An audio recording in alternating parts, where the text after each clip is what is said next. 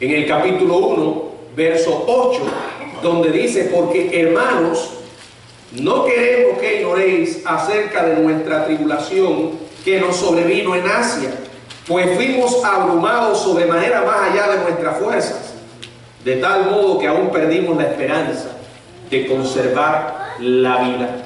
Aquí está diciendo, cuando ya había perdido la esperanza de vivir, dice el apóstol, aprendí a confiar y Dios me mostró su extraordinario poder, el mismo poder que utilizó para resucitar a su Hijo de entre los muertos. Qué perspectiva más extraordinaria acerca del sufrimiento propio, la que tenía el apóstol. Y sigue diciendo, ahí en el verso 8, o vamos a ir un poco más adelante al capítulo 4. Capítulo 4, verso del 8 al 11, en la segunda carta también. Dice él que estamos atribulados en todo, mas no angustiados, en apuro, mas no desesperados, perseguidos, mas no desamparados, derribados, pero no destruidos, llevando en el cuerpo siempre por todas partes la muerte de Jesús, para que también la vida de Jesús se manifieste en nuestros cuerpos. Porque nosotros que vivimos siempre estamos entregados a muerte por causa de Jesús, para que también la vida de Jesús se manifieste en nuestra carne mortal. Pero aún no ha terminado. Si llegamos al capítulo 6 de esa misma carta, en el verso 4 y verso 5, dice: antes bien, nos recomendamos en todo como ministros de Dios, en mucha paciencia, en tribulaciones, en necesidades, en angustias, en azotes, en cárceles, en tumultos, en trabajos, en desvelos, en ayuno, y la lista continúa. Y como si no fuera suficiente, vayamos al capítulo 11, verso 23. Dice: son ministros de Cristo, como si estuviera loco hablo. Yo más, en trabajo más abundante, en azotes sin número, en cárceles más, en peligro de muerte muchas veces. De los judíos 5 veces he recibido 40 azotes menos 1. 3 veces he sido azotado con vara, 1 vez apedreado, 3 veces he padecido naufragio, 1 noche y un día he estado como náufrago en alta mar, en camino muchas veces, en peligros de río, peligros de ladrones, peligros de los de mi nación, peligros de los gentiles, peligros en la ciudad, peligros en el desierto, peligros en el mar, peligros entre falsos hermanos, en trabajo y fatiga, en muchos desvelos, en hambre y sed, en muchos ayunos, en frío y desnudez. Hermanos, todos estos pasajes son ignorados deliberadamente por aquellos que predican un evangelio falso, un evangelio diseñado para agradar el oído humano. Cero sufrimiento, cero dolor. Dios quiere que tú estés bien. Dios quiere tu felicidad. Dios quiere prosperarte. Miren este mensaje que les estoy dando. Sé que no es popular. No es un mensaje que atrae multitudes. Pero sí le puedo garantizar que es un mensaje bíblico. Este hombre que escribió esto sabía por experiencia propia lo que significaba ser incomprendido, maltratado, abandonado, olvidado, tratado injustamente, calumniado. Sabía lo que era ser náufrago, lo que es ser atacado físicamente, pasar hambre, estar preso, ser dejado por muerto.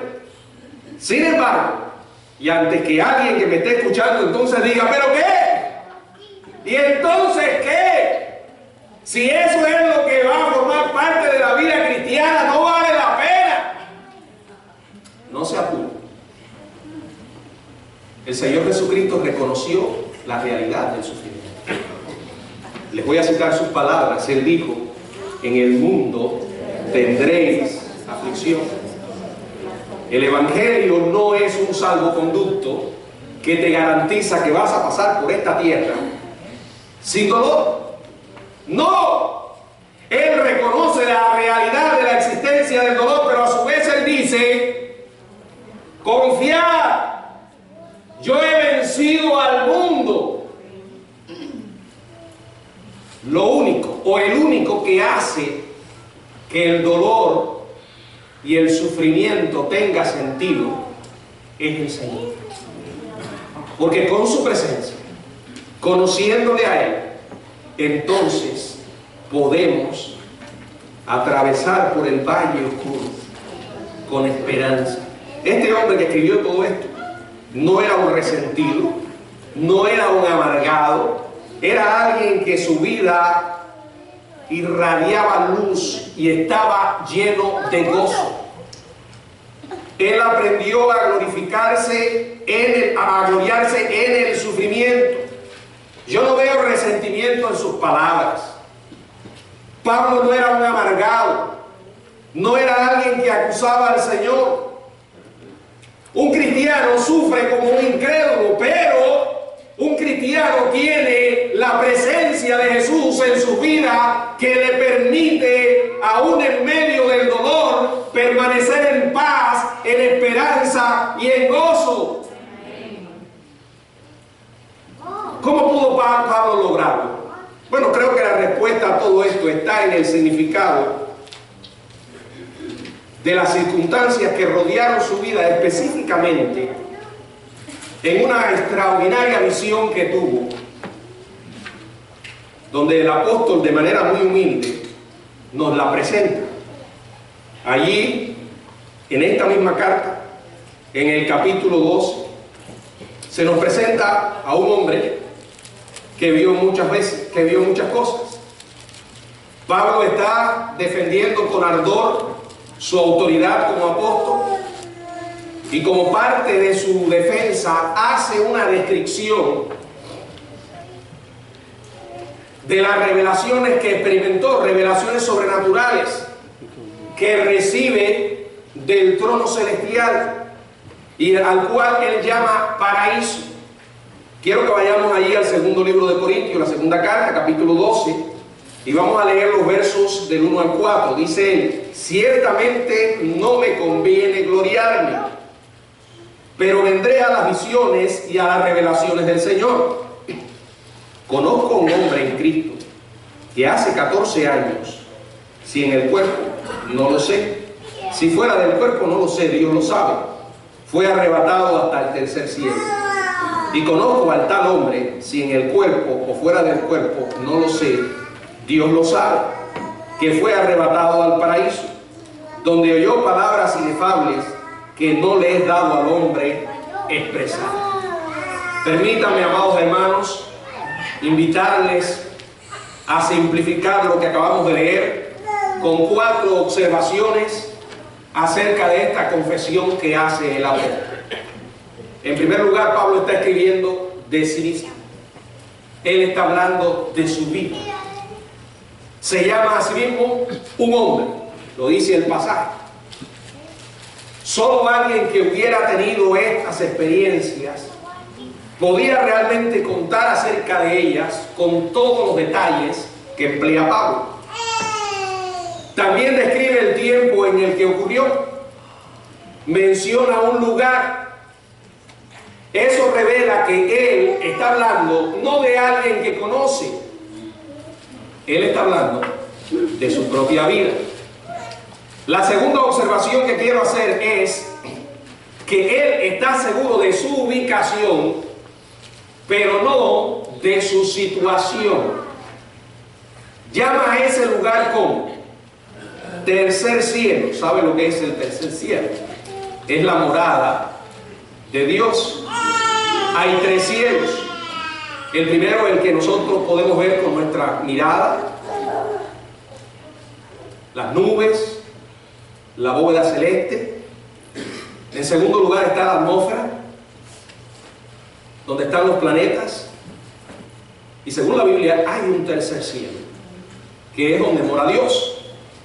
En el verso 4 él es más específico al emplear otra palabra en lugar de la palabra tercer cielo, y es la palabra paraíso.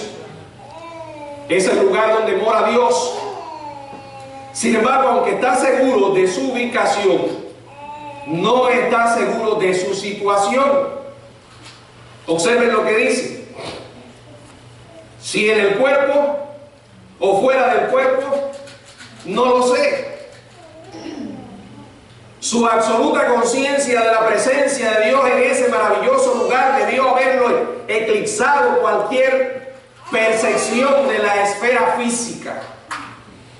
En tercer lugar, la experiencia le vino de repente. Dice un par de veces que fue arrebatado. Este hombre se encontró de repente en la morada de Dios, el tercer cielo, el paraíso. Hay una cuarta observación. Lo que oyó y presenció no pudo expresar con simples palabras. Este hombre fue llevado directamente de la tierra a la presencia del Señor. Estuvo allí en pie ante su Maestro, cara a cara con el Cristo vivo. Recibió grandiosas y maravillosas verdades tan profundas, demasiado profundas, para ser expresadas por el ser humano. Ahora, después de haber analizado esto, yo les voy a hacer una pregunta. Piénselo y respóndase. ¿Cuál creen ustedes que sería la respuesta más natural a una experiencia como esta? Quiero que entendamos varias cosas. Número uno, Dios solía hacer esto en raras ocasiones. Número dos, la palabra de Dios no estaba escrita. Sabemos que la Biblia no estaba completa. Sabemos que la Biblia es revelación de Dios. Y al completarse el canon bíblico, ya Dios dejó de revelarse de esta manera y se nos revela en las Escrituras. No significa que Él no pueda hacerlo, pero usualmente usa la palabra de Dios. Mucha gente hoy dice haber tenido experiencias con una facilidad tremenda, van al cielo constantemente. Usted escucha por ahí algunos que dicen, constantemente dan un tour por el cielo, como si tomaran un crucero, ¿verdad? Estuve en el cielo una semana.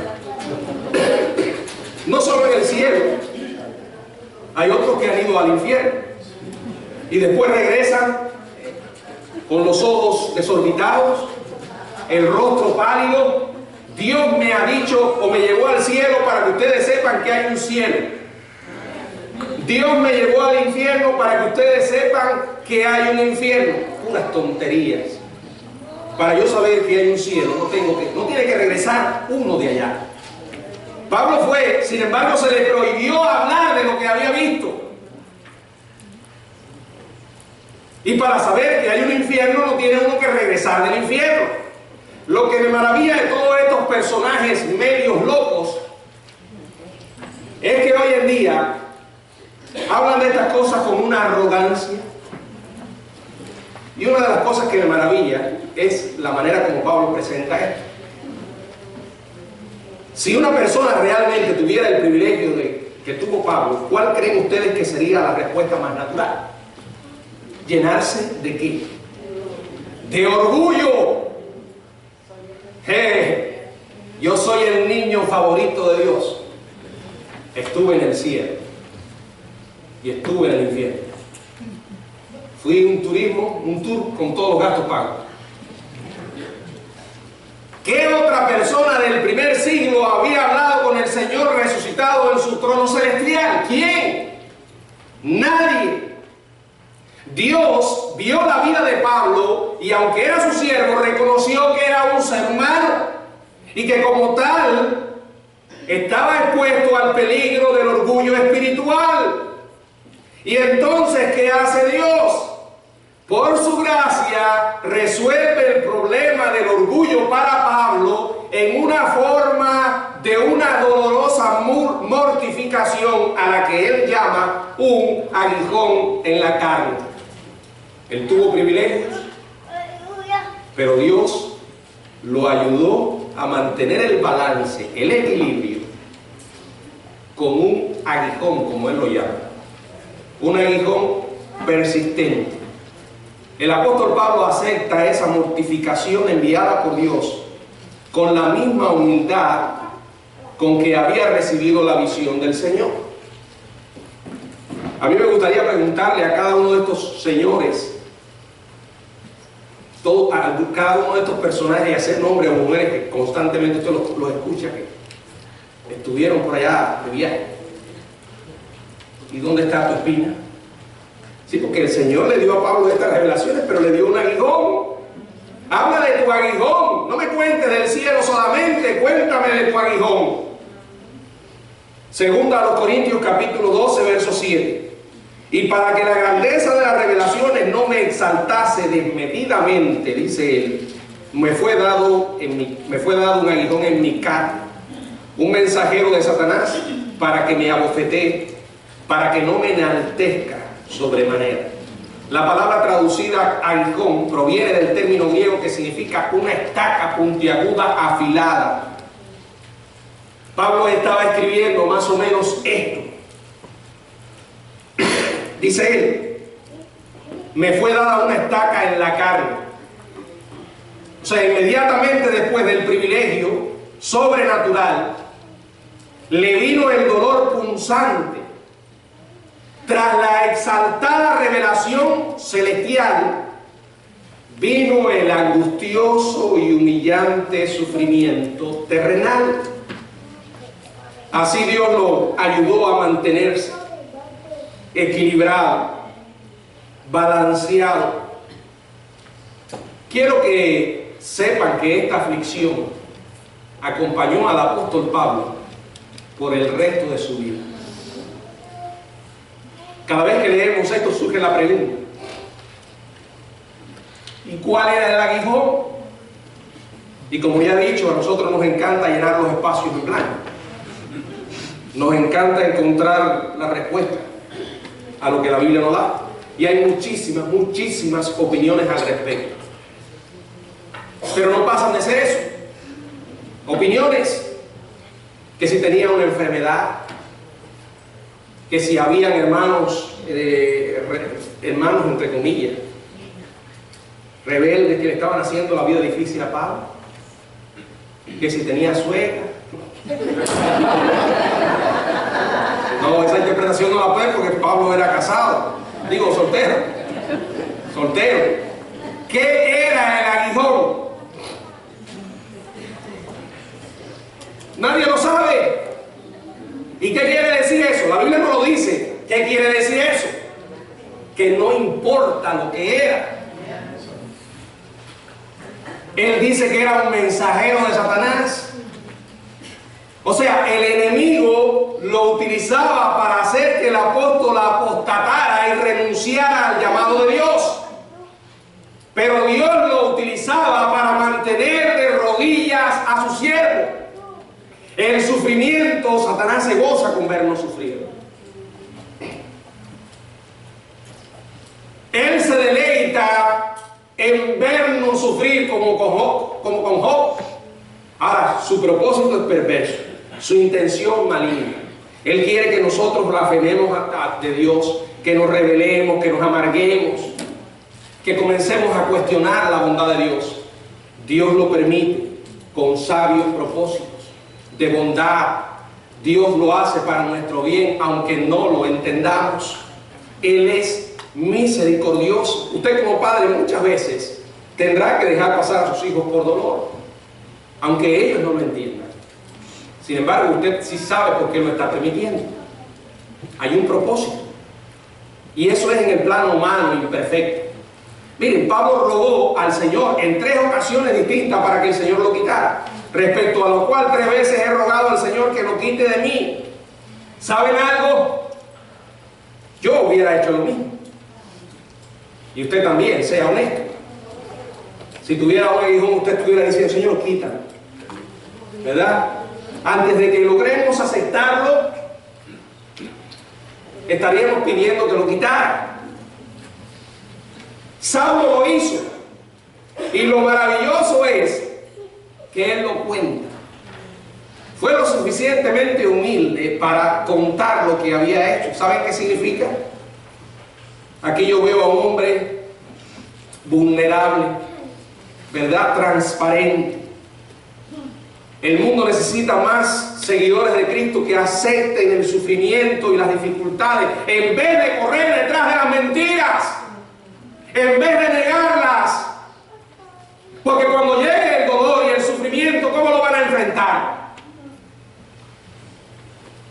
Es bíblico que nosotros veamos que Dios tiene un plan soberano y que ese plan incluye el dolor para que nos mantengamos humildes. Honestamente, hermanos, los seres humanos somos tan obstinados y rebeldes que si no es cuando llega el sufrimiento, no aprenderíamos la humildad, no aprenderíamos a someternos con Dios. Hay cristianos para quienes su relación con Dios no pasa de ser algo automático, superficial. Solo el nombre del Señor solo llena sus labios, pero no sus corazones. Entonces, cuando se ven con problemas, es que buscan a Dios como nunca antes lo habían hecho. ¿Qué profundidad espiritual alcanzaríamos si aprendiéramos que el dolor es parte del proceso por el cual Dios nos hace pasar? Pablo oró una y otra vez y Dios le volvió a decir lo mismo. Una respuesta que él no habría esperado nunca. ¿Cuál fue la respuesta? Verso 9. Bástate mi gracia. En otras palabras, Dios le estaba diciendo, no. Sin embargo, aunque le dijo que no, le ofreció algo mucho mejor que la liberación. Su gracia. Su gracia suficiente. Le dijo, bástate mi gracia, porque mi poder se perfecciona en la debilidad. Dios tiene poder para curar. Su pueblo ora por sanidad. Hemos visto la mano del Señor restaurando la salud de muchas personas. Pero no siempre es la voluntad de Dios curar. No siempre es la voluntad del Padre quitar la presión. Y voy a ir más lejos. Escuche bien esto. Nuestra felicidad no es el objetivo final de Dios.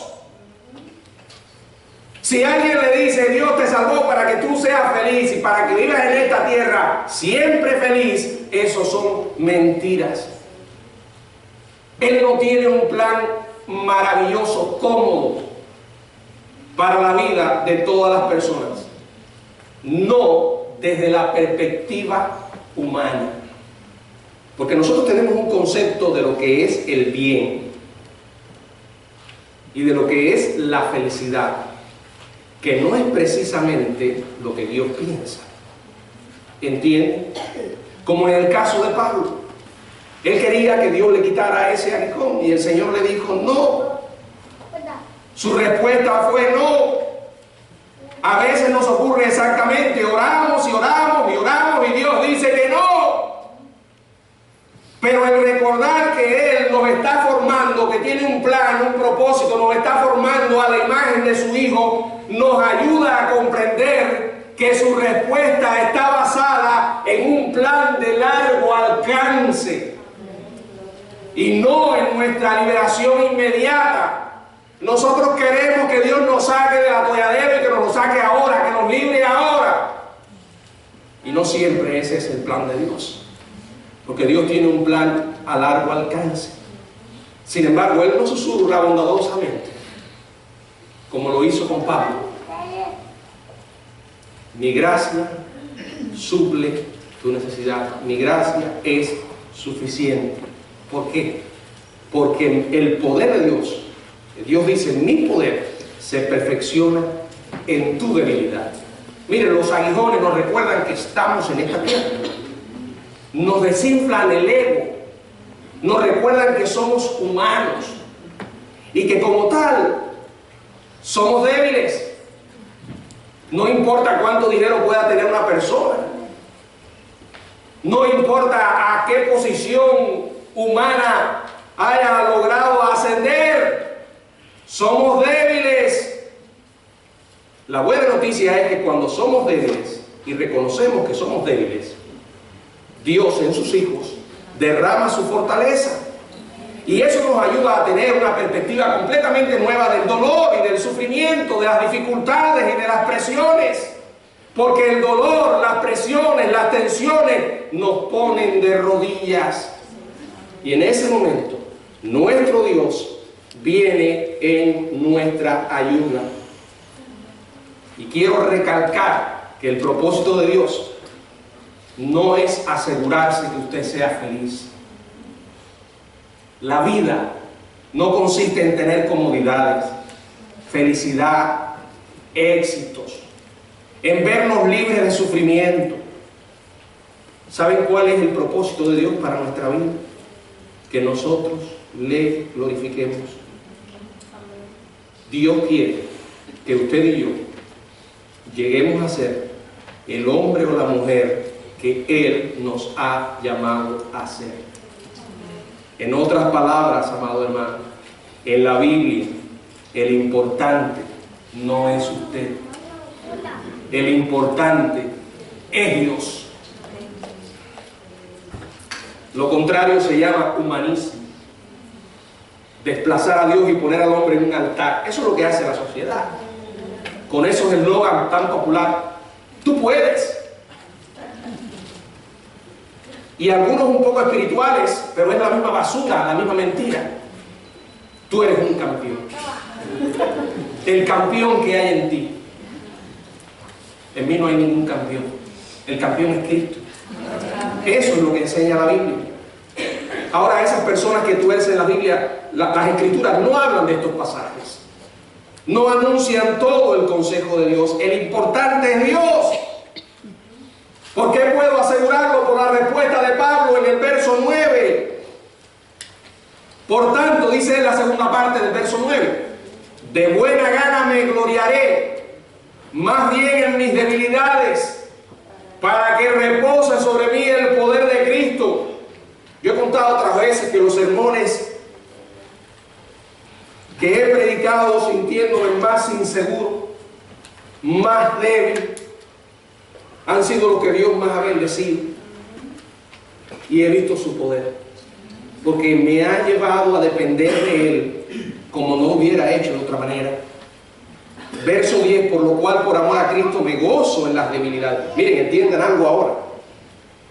Porque no son malas noticias solamente.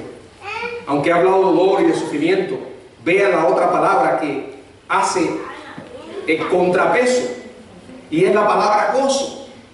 El hombre que había hablado de su sufrimiento dice, por amor a Cristo me gozo. Pero eso es una paradoja. ¿Cómo puede haber gozo en el dolor? Sí, es exactamente una paradoja. ¿Saben lo que es una paradoja? Algo que no entendemos. No es una contradicción. No habla de que Dios cometió un error al registrar eso en la Biblia. Jesús dijo, la Biblia dice, el que se humilla será ensalzado. ¿Verdad? Y muchas otras. El que es pobre, Dios lo enriquece espiritualmente. Y aquí habla, hay gozo en el dolor. ¿Cómo es posible? Dice, por lo cual, por amor de Cristo, me gozo en las debilidades, en afrenta, en necesidades, en persecuciones, en angustia, porque cuando soy débil, entonces soy fuerte. Es posible. Es posible gozarse a pesar del dolor. Cualquiera que escucha esto dice, aquí hay algo extraordinario. ¿Cómo es posible? Pablo lo captó y vivió así el resto de su vida.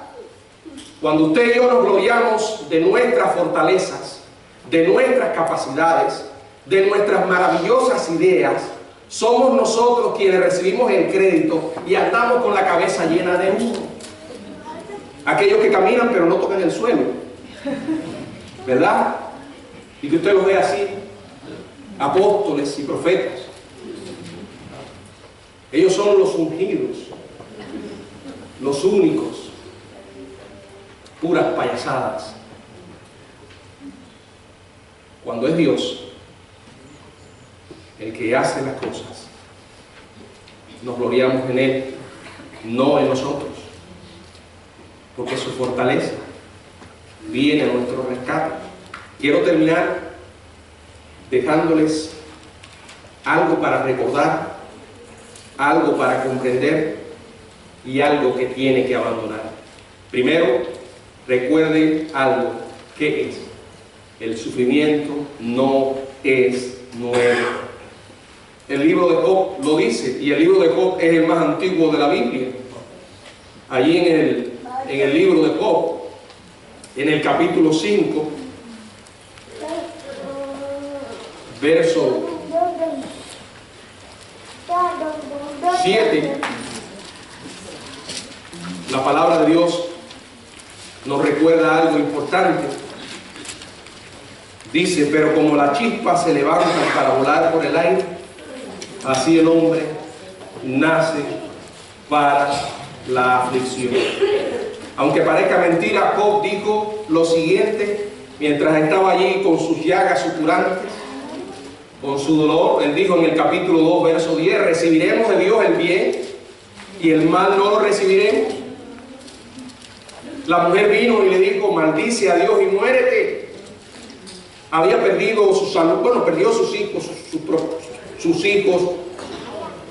sus propiedades, la salud. Vivió allí literalmente en un basurero, con el cuerpo lleno de llagas. Llega su mujer y le da este consejo: acábate de morir, maldice a Dios. Y entonces él le dice: estás equivocada. Dios no es un mandadero celestial que entrega solo cosas agradables y placenteras en nuestra vida.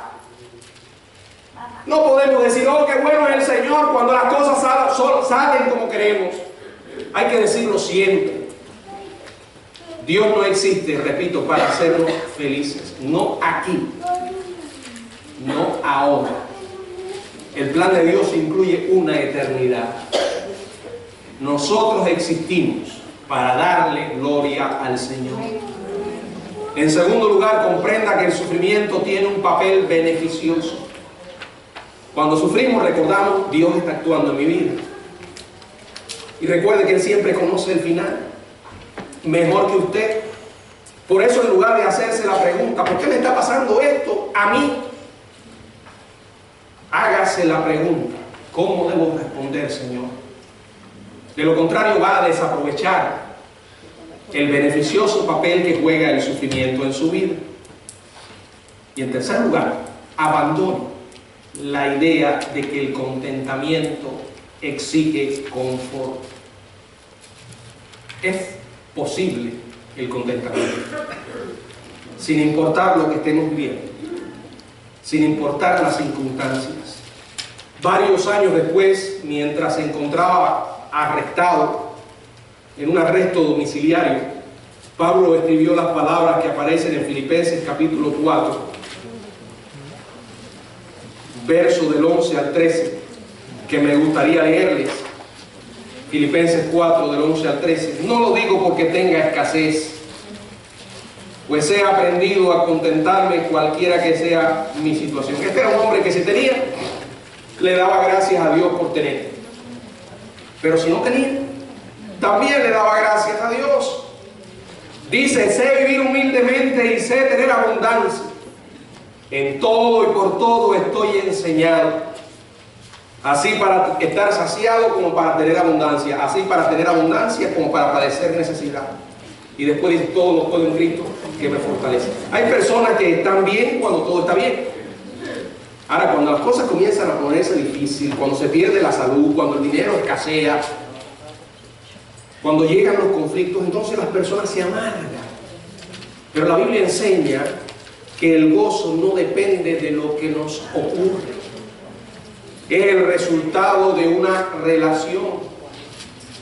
El secreto del contentamiento de Pablo era saber que el poder de Cristo estaba con él y que lo perfeccionaba en sus debilidades. ¿Saben ustedes que las mejores entregas de Dios nos llegan por la puerta trasera? Su regalo lo recibimos mejor cuando estamos más necesitados, y siempre llegan calladamente, envueltos en misericordia, y con estas tiernas palabras: bástate mi gracia. Estimado hermano, tanto para usted como para mí,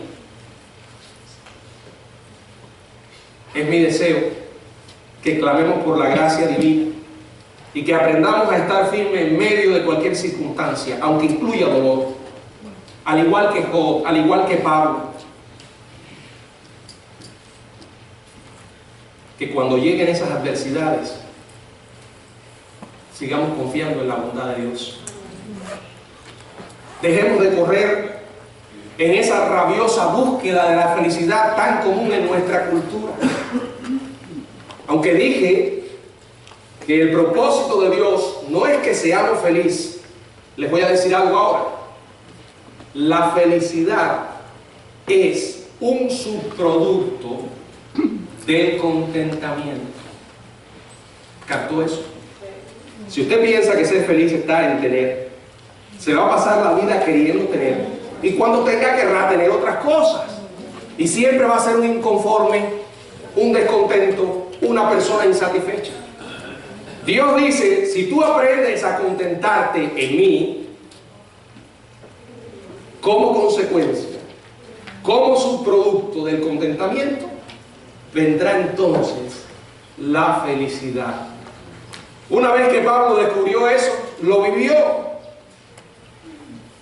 Yo todavía no lo he experimentado totalmente, y es probable que usted tampoco. Por eso seguimos adelante, juntos, creciendo, aprendiendo todos los días, recordándonos a nosotros mismos que el Señor debe crecer y nosotros debemos menguar. Y repito lo que ya dije, el importante es Dios, no nosotros. Y sobre todo, sin importar lo que estemos viviendo, la gracia de Dios, su gracia es suficiente. ¿Tienes tú al Señor? Si no tienes a Cristo, estás en una búsqueda engañosa y falsa.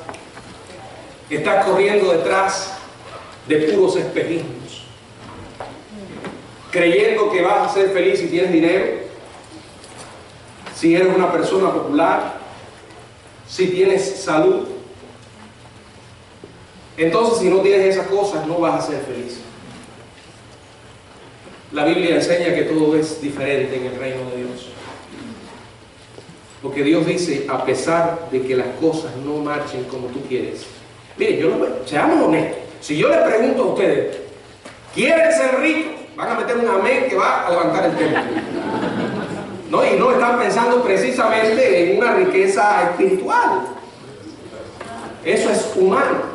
¿Cuántos quieren enfermarse? Nadie va a levantar la mano. Y una pregunta aún más. ¿Cuántos desean morirse? Nadie quiere morirse. Pero esa es nuestra perspectiva humana. En el aquí y en el ahora. Lo que vemos, porque se nos ha enseñado siempre que todo en la vida es simplemente aquí y ahora.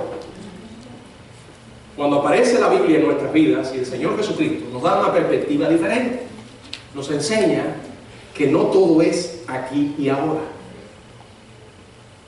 El Señor comienza a hablar de la eternidad y le dice a sus seguidores, voy a preparar lugar para ustedes. Y dice además, mi reino no es de este mundo. Y les dice además, van a tener aflicción, pero también le dice, yo voy a estar con ustedes. Por eso puede ver un cristiano que está enfermo y ora y Dios lo sana. Y le da gracias a Dios. Pero después puede ver a otro que está enfermo y ora y Dios no lo sana, pero le sigue dando gracias a Dios. Y ese segundo es también un motivo para glorificar a Dios como el primero. Yo diría que más. Porque la gente diría, ¿cómo es posible que a pesar de lo que está viviendo, sigue confiando en la bondad de Dios? Él tiene a alguien que yo no tengo. ¿Por qué? Porque ¿qué hace la gente cuando las cosas le salen mal? Se amargan, se rebelan y algunos hasta se quitan la vida. Saque a Dios de su vida y nada va a tener sentido. Nada. Coloque a Dios y será la pieza que arma todo el rompecabezas. ¿Tienes tú una relación con Dios? Yo no le estoy hablando de una religión. Le estoy hablando de una relación con el Dios vivo que le ama. Y que envió a su Hijo, como dice Romanos, el que ofreció a su Hijo por nosotros. El que no escatimó ni a su propio Hijo, sino que lo entregó por todos nosotros. ¿Qué mayor prueba de que Dios te ama que ofreció a Jesús? Hoy vamos a celebrar la cena. Y quiero que mientras la celebremos, si usted está aquí en esta tarde y no conoce a Dios todavía, piense, usted necesita tener una relación con Él. Solo así la vida tendrá propósito. Usted necesita entender que el camino que hasta ahora ha transitado no le ofrece nada. Conocer a Jesucristo es tener paz, tener gozo y lo mejor, su presencia a pesar de lo que estemos viviendo. Vamos a orar pidiendo al Señor que nos ayude en esta ordenanza. Amado Padre, te estamos pidiendo ahora que tú bendigas la Santa Cena, que sea un tiempo en el que podamos recordar el sacrificio de Jesucristo. Ayúdanos a entender que el pan del que vamos a participar es solo pan, que nos recuerda el cuerpo de Jesús ofrecido en la cruz, el jugo o el vino, la sangre derramada a favor nuestro. Que lo podamos hacer en memoria de ti. En el nombre de Jesús. Amén.